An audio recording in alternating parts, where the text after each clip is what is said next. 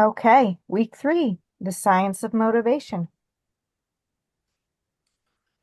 Okay, so we all know this, but for anyone who doesn't, I want to make sure that the sequence is clear. Um, so with clicker training, the trainer is going to elicit a behavior. The horse is going to hopefully perform the behavior. The trainer uses a clicker or a bridge signal to mark the correct execution of that behavior. The trainer rewards the horse with food, repeat and put on a cue, put the behavior on cue. So that is your basic sequence, just making sure that we have that all ironed out.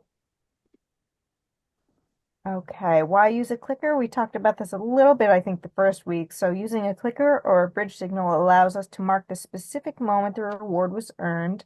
Otherwise, we would be reinforcing whatever came immediately before receiving the food, which may be the wrong thing. So Hmm. an example of this, and this comes from Shauna Karish, is she had a client who was doing food rewards to teach the horse to pick up its feet. She would pick up the foot and go and give the horse a treat without using a bridge signal. And what she found was she couldn't get any sort of duration, and the horse kept stomping its foot down and really couldn't progress past picking it up and stomping it down. Hmm. And Shauna explained that that is because what you're rewarding is putting down the foot. It's the thing that came immediately before they received the food reward, and it's not what you want. So in picking up the hooves, we want to first reward the moment they pick up the hoof. Hmm. So lifting the hoof is the behavior we're rewarding, and then eventually lifting and holding is what we're rewarding. Really, at no point do we want to reward them for slamming their foot down as fast as they can to get the cookie. Hmm. Okay, so that brings us to the science of motivation, and I like to think of positive reinforcement as the gamification of horse training. So it's a new trend in human learning, which is, you get points, you get goals, you get badges, scoreboards. It could be rewards points. You could be a gold member if you get enough airline miles. It's hitting those thresholds where there's a specific reward in place and there's a status associated with that reward. And then, those points you earn turn into cash or food. So it's really not that different than clicker training because I can't think of a restaurant that has Jersey Mike's. We go to Jersey Mike's sub, and my husband has the reward points, and he gets a free sub every couple of times we visit, and he's very excited for his free sub. So that's a perfect example of getting points that turn into food. So they're marking the behavior. You bought a sandwich, yay, you get some points, you get some points. And then 2 weeks down the road, those points turn into a sandwich. So that is clicker chaining at its most human level. Hmm. So we usually train with hay pellets, and those really are just like points on a scoreboard. Um, if you, I might be aging myself here, but if anyone grew up playing Super Mario or Sonic the Hedgehog, when you would roll the little hedgehog through the gold coins and you'd hear pa-ching, pa-ching, pa-ching every time you got a gold coin, Hmm. that is the feeling that we're going for with clicker training. Like, yeah, I got it, I got it. And that is the feeling behind dopamine, and which is a neurochemical that it controls motivation. Hmm. And then, people think that, oh, well, they're just doing it for the food. It's all about the food. But if it's done correctly, it's not all about the food. So it is like if you're playing a game on your phone, like Candy Crush, you know, if you could play the game and get unlimited free points, if you're Sonic the Hedgehog and you could just walk up to a field of coins and dive in a pool of coins and get all the coins and win the level, would you do it? Probably not. It's not that fun. The fun is in the challenge, it's in the problem solving, it's in the knowing the little secret pathways that get all the extra coins. So it's those feelings of competence when you get the right answer. That is what builds the motivation when using positive reinforcement correctly. Mhm. So at this point, I'd like us to stop and reflect on games or sports or rewards points, restaurants, Kohl's Cash, whatever you do where you're like, you know the rules of the game and you know how to play the game, you know how to collect the right coupons to get the discount. And it, they're all different levels of not really levels, but kind of moods that are associated and emotions associated with that. So some games you're going to play or sports you're going to play are going to be really frustrating at times and like make you mad almost. And you really got to get the goal and score the points and it makes you want to throw your phone at the ground if you can't figure it out. So those exist. Or you have games like solitaire or Candy Crush that are more like a flowy, like doop match, doop. And it's like very calm and not overly exciting or aggravating. And so I'd like you to take a minute to think about any sort of game in your life and what makes it relaxing versus intense, frustrating fun. What makes you want to give up and throw it away and never play again versus what makes you really, addicted to that particular game? And what sort of emotions do you associate with those games that you really love and stick with? So those are the emotions that we want in our horses. We want that enough challenge. We want it to be happy and content and kind of like a flow state. Right. We don't want it to be too easy or too boring, but we don't want it to be too difficult. And it's a real science to get that exactly right. Hmm.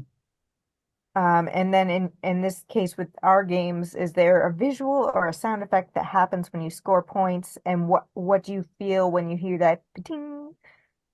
And does your game offer different level of rewards for more difficult tasks, or do you get more points for spending more miles of airline flights or whatever the case may be? Is it a tiered system where they encourage you to put out more effort to get a bigger reward?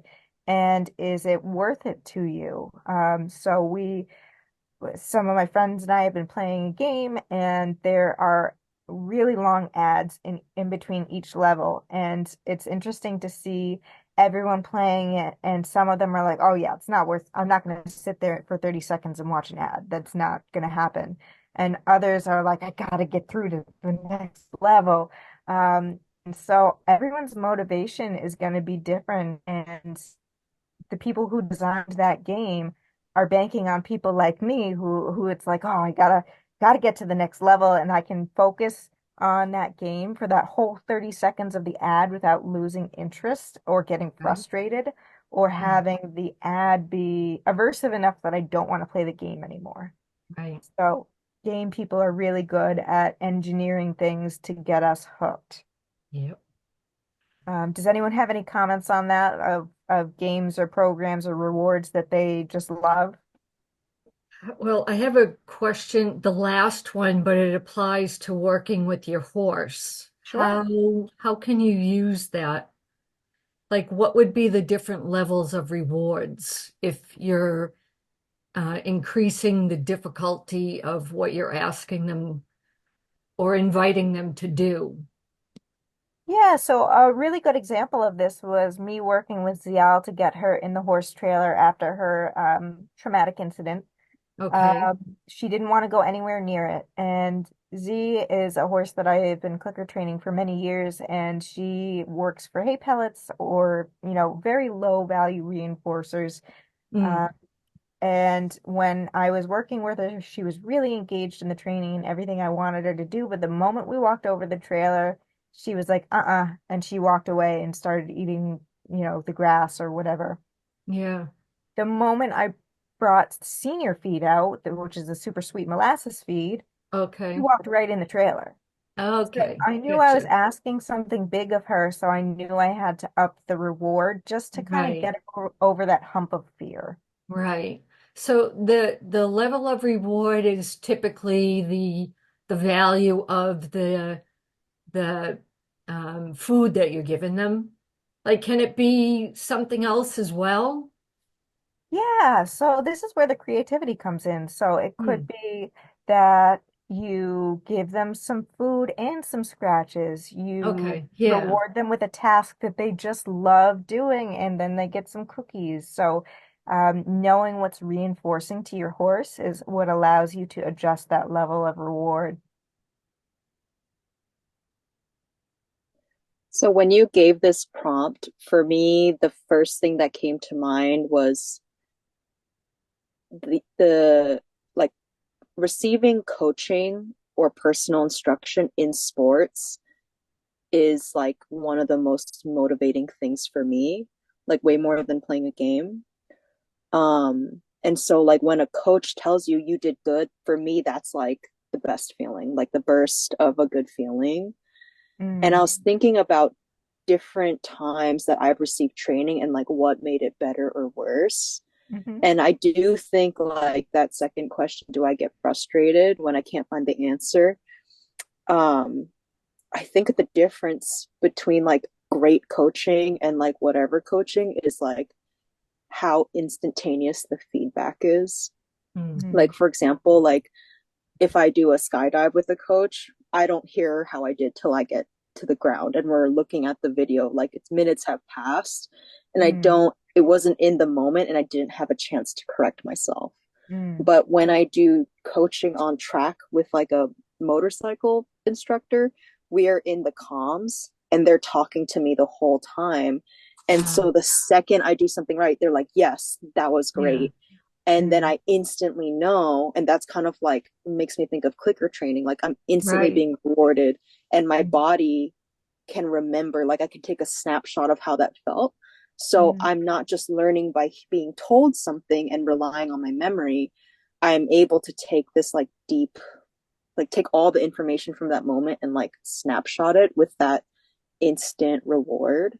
mhm. And when I was thinking, when is this more fun and relaxing versus intense? And I think that it's when the coach really cares about me and my growth, then it comes off that way and it becomes fun and relaxing and it's about my pace.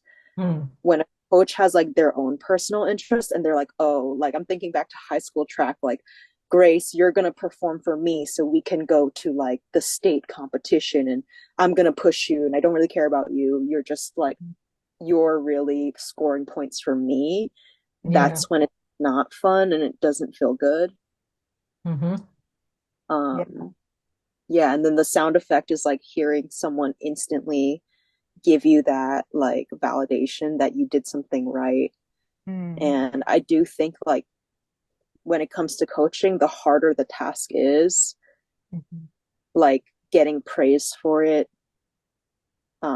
I think that's kind of like more inherent. Like because I'm a person and I know that was a harder thing to do, it kind of just feels more like a reward. Yeah. Yeah, it's just that intrinsic reward of doing something really challenging well. Hmm. Mm-hmm. Yeah. Really good examples. Thank you. Okay, let's see. All right, fun fact for you. Scientists have discovered that it takes approximately 400 repetitions to create a new synapse in the brain. Boy, that doesn't sound right. I'll have to recheck that fact. Unless it's done in play, which takes only 10 to 20 repetitions. Um, and that's Dr. Karen Purvis. I have a link for that source as well. 400 repetitions. That's really interesting. Um, without play. So making it play and making it fun makes the learning go so much faster, which is why I'm always baffled when people are like, you can't positive reinforcement halter train a Mustang nearly as quickly as you can by putting a halter on them and water skiing around the arena. So, yeah, it's really with that positive engagement, that intrinsic motivation, and that feeling of competence and success, you really Hmm. learn so much faster. Okay, so now we're going to go more into the nuts and bolts of the equation that is motivation. So we talked a little bit about this, the value of the reinforcer. So in clicker training, it could be a low value, medium value, or high value. Low value reinforcer is going to be something like Timothy hay pellets or just plain old long stem hay. Medium is going to be an alfalfa pellet or hay pellets mixed with sweet feed. And a high value treat's going to be anything with a lot of sugar, basically. So sweet feed, horse cookies, peppermints, carrots, apples. And it's really important to assess your horse's feelings about food because you want to know how your horse is going to react to different reinforcers. Some horses will push themselves too far out of their comfort zone to get a really yummy treat, and you really have to be careful for that. And if you're feeding your horse apples, is she gonna become enraged if she gets the wrong answer because she really wanted that apple? Mm. Um, is sweet feed the only thing that's gonna make her consider going near that tarp, or in my case, going near that trailer? And another thing to think about that is, should you really be using a higher value reinforcer in that case, or could you be using a smaller tarp? So there's always these inputs that you can kind of micro adjust to get Mm. that engagement level where you want it. And then the rate of reinforcement. So how often are you reinforcing? And this is a perfect example, actually with Blossom yesterday. So we were working with Blossom for the fair here, and when we first brought her in, she was really tense and anxious. Uh, Mm. and so we gave her a really simple task of just hand target treat, hand target treat, hand target treat. And that sort of predictability brought Hmm. clarity and calmness, and she settled right down and was doing great. But she really needed that high rate of reinforcement to get her to Wow. a place where she felt settled. Yeah. And so typically you're going to use a medium rate of reinforcement, which is going to basically challenge them to, so for example, if we want the horse to stand quietly, if they're really frantic and calm, it's going to be hard for them to stand quietly. So you treat and click and treat and click and treat. If they are in a better state of mind, you can push them a little bit to, okay, well, you can maybe stand for 5 seconds or 10 seconds or 30 seconds even. So you're gonna judge how much you're asking for and how often you're reinforcing based on your horse's state of mind to keep them both engaged and challenged in the problem solving. You don't want to lose them, but you want to continue to grow what their criteria is for the behavior. And then a low rate of reinforcement. So when a horse is really engaged in the learning and is comfortable continuing to problem solve with less food, that's when it's appropriate to use a really low rate of reinforcement. That's that point. It's a very advanced stage of clicker training when they know the reward's coming, so they're not stressed. And they Mm. no longer have a scarcity mindset towards food where they are frantic about food because they don't know if they can get it or not. They know the answer. They know that they have a number of options to earn the food, and they're just not that worried about it. And so they are fine with that low rate of reinforcement. We have a strong reinforcement history on a lot of the behaviors we're asking, so they are intrinsically motivating and they don't actually need food to reinforce them. So that is when you would use a lower rate of reinforcement. Any questions on that? Okay. All right, so this brings us to our fancy graphic. So I had this designed for our workbook that we're going to get at the Mustang Gentling Retreat. And this is basically designed so that when you start a session with a horse, and this was originally designed for my lesson students who are working with different horses every time they come, you're basically writing in your horse in the top right corner, and you're going to take a snapshot of what's going on in the environment, where that horse is today in its mental state, and how to get that engagement level just right for this horse on this day. So we'll dive deeper into each section here. Okay, so the engagement level, this is what we've been talking about of getting into that sweet spot of a nice relaxed energy. So Mm. when we start working for Mustangs fresh from the adoption event, they're going to be in that really low engagement. They're going to be closer to panic and fight. They're going to be very concerned, and that's normal. And we're going to use a higher rate of reinforcement and a higher value treat to kind of bring the needle towards the green section. And then eventually they'll and it's like a pendulum. It's gonna swing and it's gonna swing too far the other direction. And you have to keep an eye on that because once they get it, they become more comfortable and they're gonna swing the other direction of being like, oh, I get this. I feel safe. Let's do this. And they're gonna get too pushy. And then you have to just bring them right back using these different inputs of how big is your handful of food, how high is the value of reinforcer. So you're going to just alter these inputs according to what that horse needs to get them into this green zone of either a low energy, high energy, or relaxed energy, depending on what you're asking. And, like a low energy engagement is going to be like Blossom yesterday for the farrier. We had to bring her down from that really excited state into a Mm. nice low energy feeling. And Mm. so we did that by a high rate of reinforcement, bigger handfuls, and just kind of like slowed down her mind a little bit and got her to that just right. Mm. And then the high energy you're going to want if you want movement-based behavior. So if you want to teach your horse to lunge um, in at the trot or at the canter, you want to teach them to jump over jumps. You can absolutely do all that with positive reinforcement, but you're going to want some more energy. You kind of almost want to push them to this no chill zone. See, laser pointer. Can you see that? Okay, so you're going to want to push them to that no chill zone a little bit and then kind of bring them back into this high energy zone to get those behaviors and to get them really excited about movement, which can be difficult, especially for Mustangs that are known to be energy conservers. Right. And another thing to adjust the engagement level is going to be that criteria level. So how hard is your ask?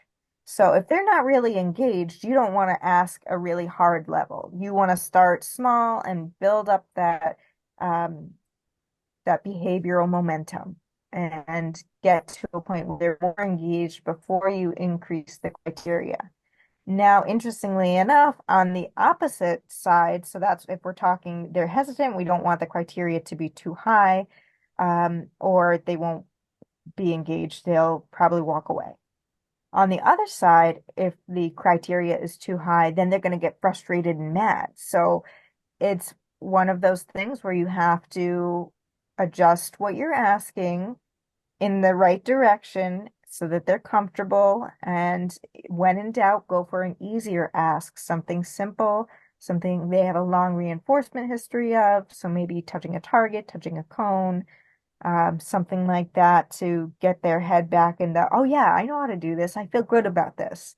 So Mm. that you can ask for a higher level of criteria. And what I mean by that is maybe if you're asking them to pick up their hoof, at first they're just gonna pick it up and stomp it down. That's like your very baseline, or they might even just shift their weight off of that hoof. That's a very Mm. low criteria level. A medium criteria level might be they pick up their hoof for 1 second, nice and calm, or they pick it up and they hold it nicely, but they're a little bit flaily. Okay, we're moving in the right direction, but the highest criteria level would be they can stand there for 2 minutes with their foot perfectly still while the farrier works on their hoof. So Mm. that is what I'm talking about when I say criteria level. So if it's, if they're really tense and yesterday they were doing great holding up their hoof for 30 seconds, but today it's windy and it's crazy and, maybe you need to just bring it back down to 5 seconds and work with the horse that you have today. Any questions on these inputs or this chart? Is there like, if there's a horse that kind of tends to swing back and forth a lot, like does that kind of come with being a sensitive horse, or would you call it something else? Yeah, so I would put Peanut the donkey in that category. Peanut is Hmm. very sensitive, but he also gets super into the positive reinforcement and can get frustrated. So he really does swing very far on this, and you have to be really careful what you're asking and really aware of his stress signals. So this goes back to last week's lesson when we talked about how to read the horse's stress signals. And especially with donkeys, they tend to be very stoic, and you have to really be in tune with them to adjust. Otherwise, they might end up here before you even realize that they went through all these other states. Um, Hmm. and so working with him is a challenge, and it depends on the day. We might, if I ask him for something that's too easy, he'll get frustrated, which is unusual. Um, and if I ask for, something that's too hard, he'll get frustrated. So he's really sensitive, and you just have to adjust all these inputs until it's just right. And sometimes it's just an experiment, like, okay, well, okay, do you want a bigger handful of food? He usually doesn't. Sometimes he gets so into the game that he'll spit the pellets out. He does not care about Oh, the hay pellets. He wants Wow. that flick. It's so funny to watch. Oh my gosh. He'll, because he's got his ready position and he snaps his head to the side like, I'm ready, cue me, cue me. oh, oh, he's So so yeah, cute. he'll spit out the hay pellets and be like, okay, I'm ready. What's next? Hmm. Yeah, so his engagement level's really interesting to watch. So I'll probably do a video on that because yeah, he's tricky. Hmm. Okay, so we're going to move to the bottom quadrant on that diagram.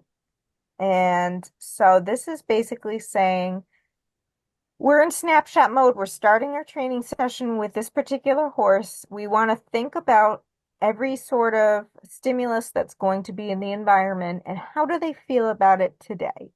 So if we are working with Marta, for example, he let's stick with this particular example. So we're looking at a horse that finds human touch very aversive, human presence mildly aversive. Whip might be neutral because he has no idea what a whip is. And a scratching post is, you know, that's kind of cool because he's got an itchy butt. And hey, so I designed this example to be like a horse that's straight out of holding that has no experience with humans. So we'll go with that. When you get your horse home, this is probably what their chart would look like. Depending on the horse, human presence might be way over here. Um, a water bucket might be terrifying. You never know. So you have to basically keep an eye on the horse's stress signals when these stimuli become in their environment to see if they find it aversive or appetitive. And a really simple way to know whether a horse finds something aversive or appetitive, do they walk away from it or do they walk towards it? So that's the place preference or place avoidance is how it's measured in scientific experiments with animal behavior. If you zap a rat in one corner of his cage, is he going to avoid that corner? Probably. And if one corner usually has food magically appears, is he going to hang out there? You bet.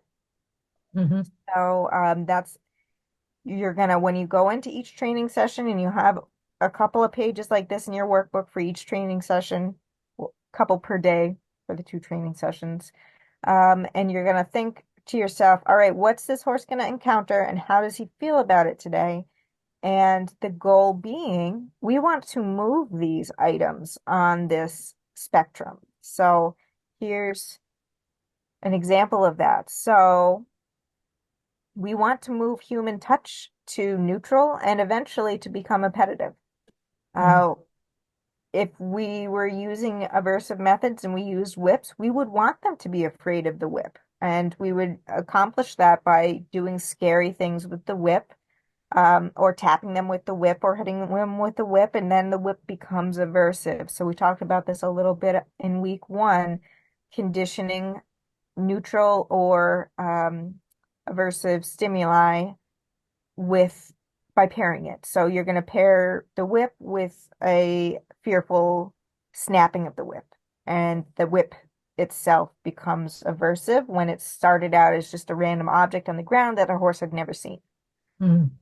And then human touch is something that we're going to counter condition. So it started out here, and we want to counter condition to get it all the way over here. So we're going to pair human touch with treats and with rewarding stimuli and move that on the spectrum. And every session we do, we want to stop and think, where are we with human touch today, based on where we were yesterday and some other factors we're about to discuss.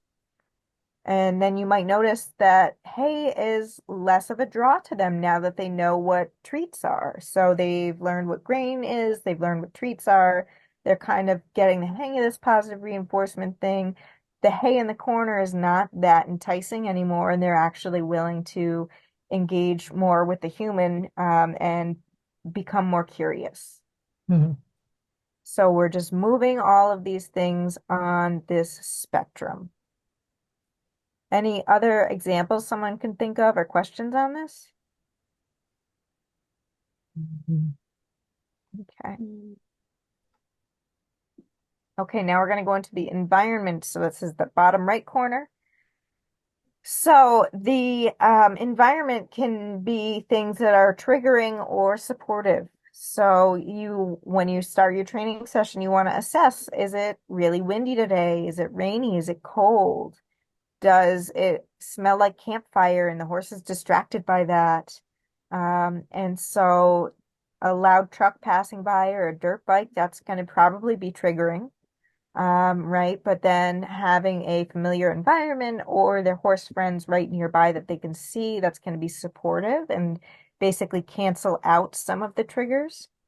And then I like the weird smell example because it's kind of neutral, but it's there and it's a little distracting. Um, and other supportive things might be in an open area where they can walk away. Maybe there are few people, like it's just you and the horse instead of having a whole audience. So there are factors that we cannot control, like the weather and traffic patterns. But there are some factors that we can control. We can make sure that they have friends nearby. Um, and we can make sure that they have access to walk right back into their stall and be left alone. So essentially, you're going to take a snapshot of what the training environment is like as you're about to go in there.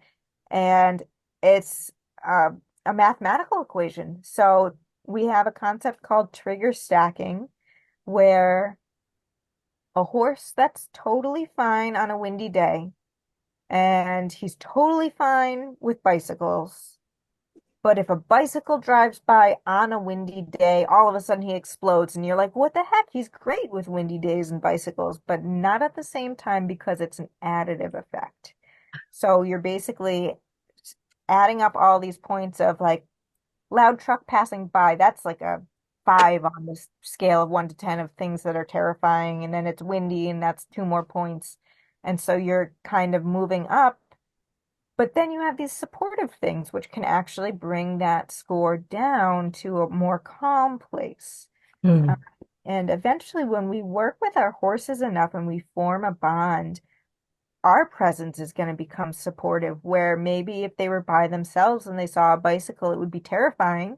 But with their trusted human by their side, they're like, that's a little weird, but I'm okay. Mm.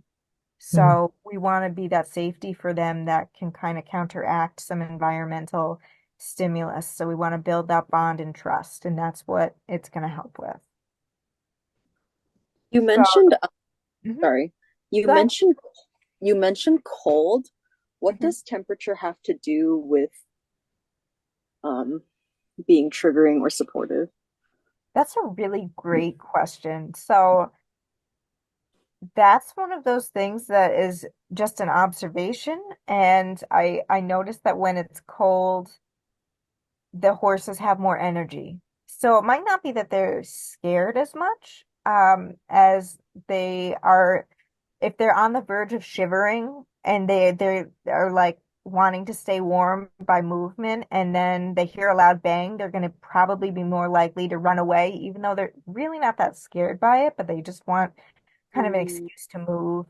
Mm. Whereas on a really hot day, horses do not want to move in the heat. And I think we can all relate to that. It's very much, they're already sweating. They don't want to add more movement to it. So something that might scare them on a cold day, on a hot day, they're like, oh, I can't be bothered with that. Right. Okay, so, and we can sometimes adjust the environment. So you're going to think about this and say, well, you know what? There's a lot of triggering stuff going on. How can I stack the odds in our favor by making the environment more supportive? So that's when you're going to say, I'm gonna bring, you know, I have Zial and Mugi out front right now in the pen because Zial's on stall rest and she was showing signs of anxiety. So I brought her best friend Mugi in to hang out with her, and she is now feeling much more calm and showing less stress signals. So being able to bring in a friend, making sure that there's hay and water nearby, making sure that they don't feel trapped, that they're in a wide open environment where they can get away from anything that might be scary, or if it's windy and there's trash blowing or something like that, a bag blowing, um having a very open and clear arena that they won't trip and fall if they do decide to run away. That'll be something that's supportive and makes Mhm. them feel safer. Okay, and another thing we can do is counter condition scary things. So maybe loud trucks you can't control in general, but you can call your buddy who has a big loud truck and you can have them drive it up and down your driveway while you stand there and give your horse cookies.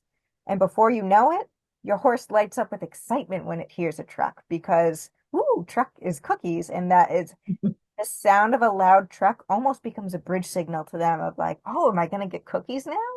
Right. So it helps them become more calm. So you can counter condition things that are normally scary to horses, um, as much as possible to help make the world feel safer. Okay, and then you're going to take all of this and think about how is this going to affect the engagement level and how can you adjust for that? Okay, so that brings us back to the graphic at large, so you can kind of see how all the pieces fit together there to manage that engagement level and get them in the green zone. Any questions here? Okay. All right. And some other ways to adjust their engagement level that weren't on there. So you can pre-feed a scoop of soak hay pellets to start your session, making sure that the horse feels satiated. So if there's a horse that is more shy and hangs back and hasn't been munching on the hay feeder for the last hour or so, and you bring that horse in, they might be like, oh, thank God, I'm starving. And that might make them more in that panic and rage area of, I need the food, I'm so hungry. And so you might want to start by giving them just a whole huge bucket of the same hay pellets that you're going to feed in your session so that they feel like, okay, I've had a good dose. Now I can treat these hay pellets like points on a scoreboard rather than the thing that I need to stay alive. Mm. Making sure there's always hay and water present. Um, Adding variety can increase or decrease engagement. So knowing your horse and knowing if they want to do more comfort behaviors versus challenging behaviors or just something completely different. It can be good to really mix things up from time to time. Okay, so now we're going to get into the free fish button or the easy button.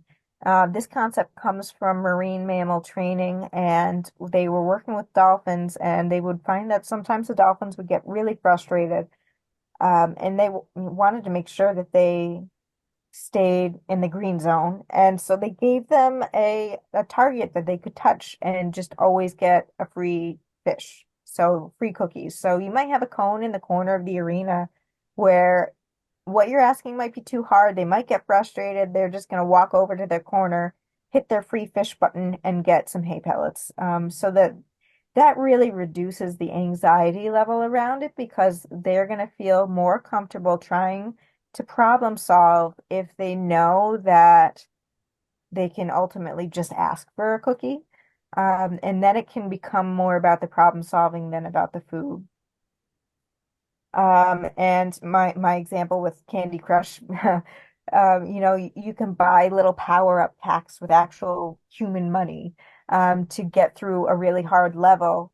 Um, and people do that. And that's sometimes you just need to get unstuck.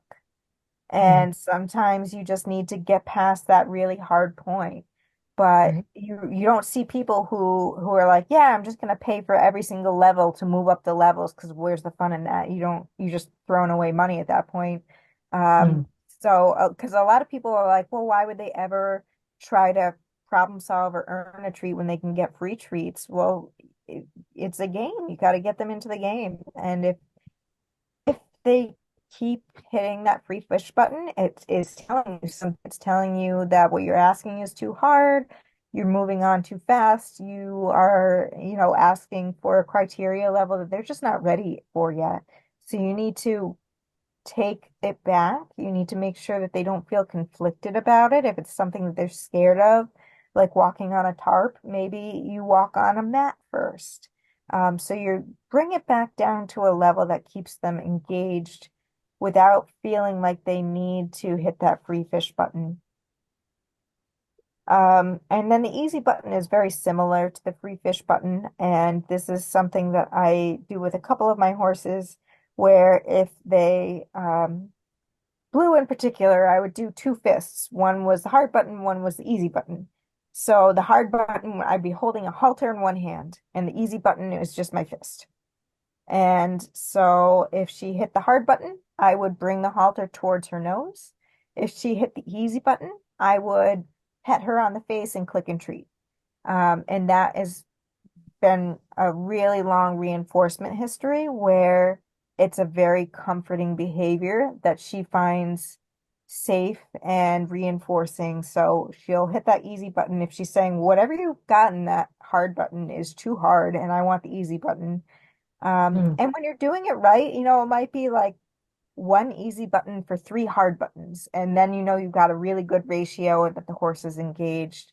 But if they're constantly going for that easy button, then you think of something easier to do with the hard button.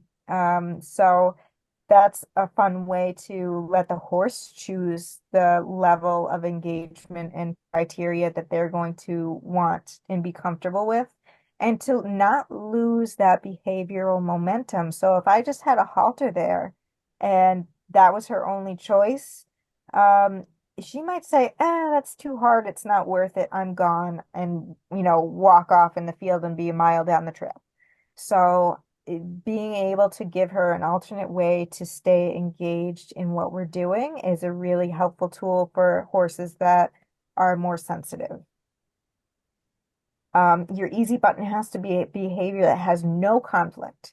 So if it's something that the horse is doing mental bargaining of like, ooh, that halter is scary, I don't really want to go near it. If there's any amount of mental bargaining and confliction in a behavior, it's not a good candidate for the easy button. The easy button should be easy. Touching a cone, touching a target, um, standing on a mat, just our calm default stationing. Lots of behaviors that we can have a strong reinforcement history, meaning we've done it a million times. They know the answer when you cue it, and Mm. they know they're going to get a cookie. So this is going to help build confidence, comfort, and create resilience that makes them much more willing to try the scary thing every once in a while. Kenzie, just curious, how Yeah. long did it take Blue to understand the easy button concept? About 10 minutes. Oh, and then on she just got it. She really did. It was, and it's a visual too. So if I'm holding a halter in my hand, like they're gonna naturally shy Hmm. away from something that's scary, but if she's like, I'm shying away, but I'm still interested, what's over here? And she touches the Mhm. other hand, and then something easy happens, like that slide said, 10 repetitions of something creates that neural pathway. So how many repetitions of me holding a halter versus me holding my hand? And she got it really fast. And now she'll seek out the easy button. If I don't have my hands up, she'll be like, and she knows my right versus my left. It's crazy. And she'll go for that hand. Where's the right hand? Oh, it's there it is. And she'll know it's right down by my side and be like, I need easier. Wow.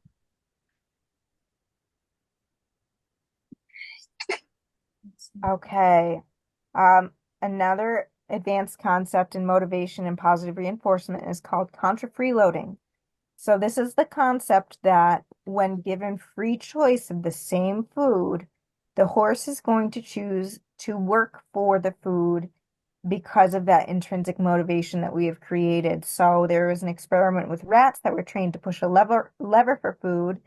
Once they had that stronger reinforcement history, they were then given unlimited food in the other corner of their cage, and they still went to the lever to earn the food because it was more intrinsically rewarding than getting free food. Hmm. And this is basically the ultimate test of whether your horse is truly engaged in the game. And it eliminates all feelings of food scarcity.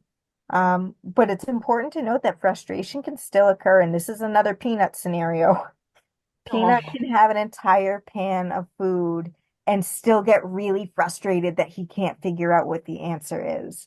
So Uh-huh. you still have to be aware of that. You shouldn't be like, oh well, you've got all the food you want. Your feelings are invalid right now because your food's right there. No, Mm. they're still allowed to get frustrated, and you still need to adjust your criteria to meet them where they are. And I have a quick video on this concept. Let's but see. I was Yeah. just kind of wondering, like, when you eat unlimited food, or if Mm, when you get a sugar rush yeah. and it actually doesn't feel good in your body, even though sometimes we like it, I Mm. wonder if that has anything to do with like not wanting unlimited free food. Like, I wonder if there's a point where it doesn't feel good in their body. That's such a great point, and I think that's definitely the case with the senior feed and the sweet feed.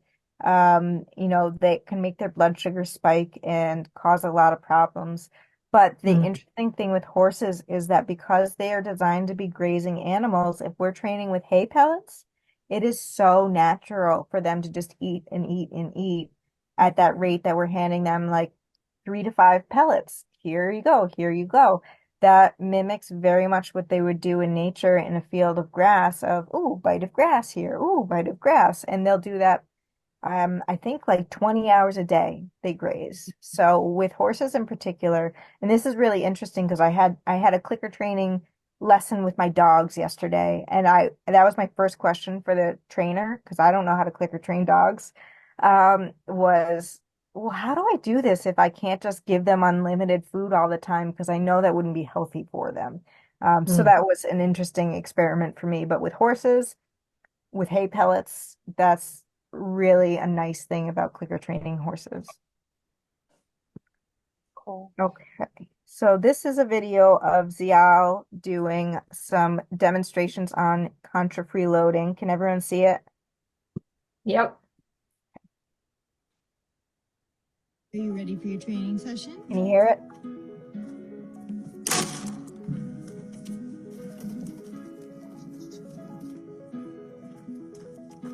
She had a bucket full of treats here anyway. She just wants the training. Okay, Z, I'm ready when you are.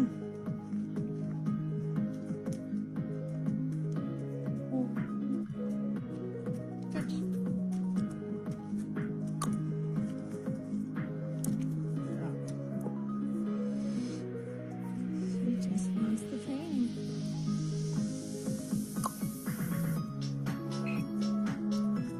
Did you even finish that bucket? Let's see. Nope, didn't even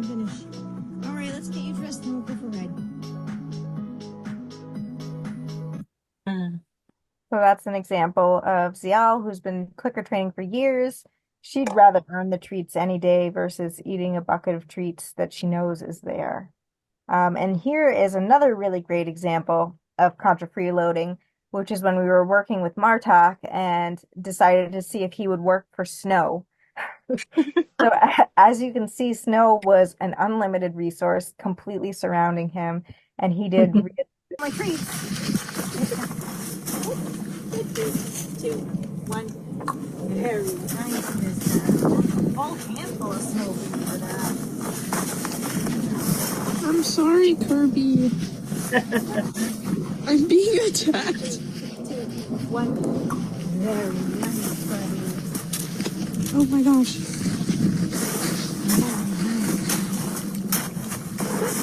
That's funny. Five, four, three, two, one. Very nice. I've never seen him stand this still for having a speed gun. Maybe. Okay, so that I like that one because you could see when the click happened, Martok's face lit up because he's like, yeah, I got it right, even though it Oh, just snow. And if you watch really carefully, and I put this in slow-mo on my phone and I didn't upload it, but you can actually see him blinking along with my countdown. It's so cute. He's like, Um, 5, 4, 3, 2, yes. Okay, and then our last slide of the night is the Premack principle. So a rat is trained to push a lever when the light comes on and then receives food. When do you think the dopamine spike in this sequence? Is it A, the light comes on, B, the rat pushes the lever, C, the rat hears the bridge signal, and D, the rat receives the treat? And I think I've gone over this with both Judy and Grace, but if not, feel free to venture a guess or tell me what your original guess was. I forget the answer that you told me. Is it the lever when they push the lever? Yeah, that's what you would think, right? Yeah, So I'm gonna guess it's when exactly. I'm gonna guess it's when the light comes on. you are correct, Grace. Yay, So Grace! it's the cue. The opportunity for reinforcement is All when they right. light up. So the highest spike is when that light turned on and they had an opportunity to earn their own reinforcement. And so how do we use this? And this is what's called the Premack principle. So you can reward one behavior by cueing another behavior that they know really well. So, let me think of a good example. Okay, so we try to always teach our horses to stand still with their nose tipped away from us, as their calm default position. But eventually instead of clicking and treating while they're standing there, we cue a behavior that they know. So I might wait for, and this goes back to that peanut example of snapping back to the ready position. I never have to reinforce him for, I never have to use a treat to reinforce him. But of course, I am reinforcing him by cueing a behavior. So he wants that cue more than he wants the food. So he stands and he snaps his head back to the ready position, and I say foot, and he picks up his foot and he's very excited about that cue. And I give him the cookie and he spits it out and he goes back to the ready position. Um, and so this is how we can create a chain of behaviors. So you're rewarding a new behavior or a more challenging behavior with an easy behavior that has a strong reinforcement history that we've created that intrinsic motivation around, that they've been classically conditioned to. Oh, I love picking up my feet. I do that all the time. I've earned so many cookies this way. I love picking up my feet. So you can reward a behavior by cueing another behavior, and then you're going to make that chain of behaviors. And this is a way that we can end up phasing out as frequent treats and do them less often because we have built that intrinsic motivation and classical conditioning.